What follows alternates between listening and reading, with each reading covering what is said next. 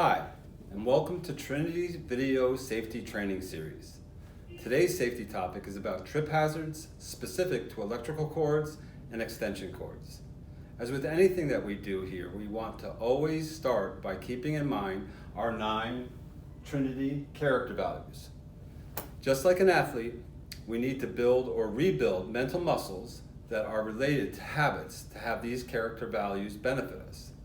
Building any muscle or habit takes consistent awareness and repetition so that it becomes second nature and forms a habit. When it comes to safety, we will be keeping many, if not all of these 9 character values in mind, and you will hear many of them referred to within much of our video safety training series. Now let's get to some safety training. We're going to talk about our trip hazard safety, specifically extension cords or any type of electrical cord. This is the way that these cords should be put away, so not to create a trip hazard when they're not in use. So whenever we start a task, before we do anything, the first thing we always do is we check our area. Is our area safe to begin with? So we look around. The fan is here. We have outlets here. Our floor is really clean. Here's our walkway. So as I think about what I'm going to start doing, I want to make sure that I'm not going to infringe or impede or obstruct the walkway.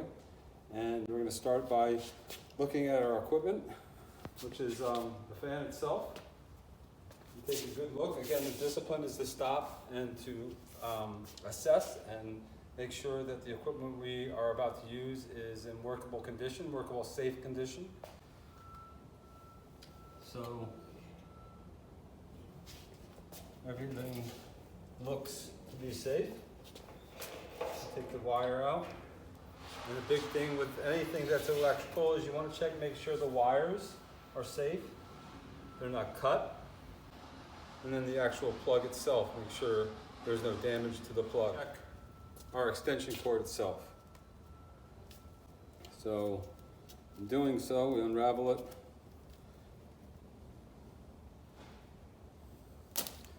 And check the cord. It's got a big break there. We will mark this as not usable. You verify?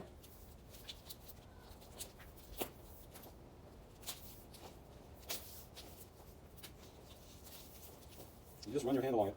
You'll know right away if there's any breaks. It's bent a little bit here, but you can bend it back, not plugged in, and we should be good to go.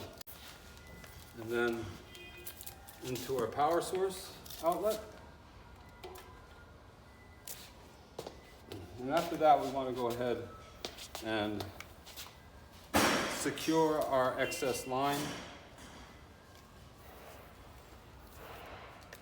as much as possible so we don't create a trip hazard. We actually have a hook here, so we can put it up like that.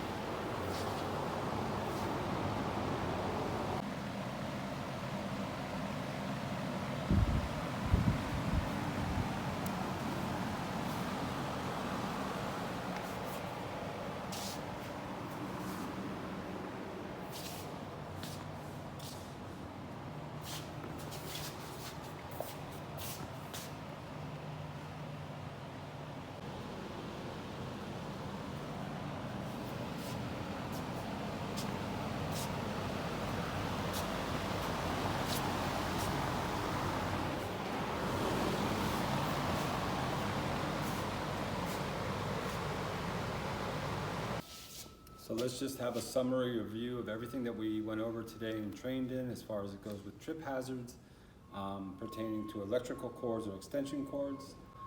Number one, discipline.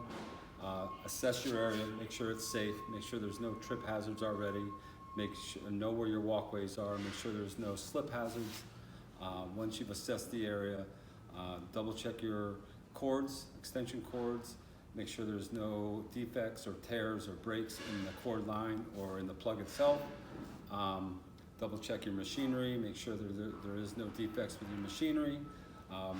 Then assess where you're going to stage your fan as it pertains to your workstation, and again, where your walkways, how much cord you're going to need in order to put it in the position you want, and will you need cones? You'll need cones if it's going to be stretched over 24 inches. Always set a cone up there, and wrap the excess cord.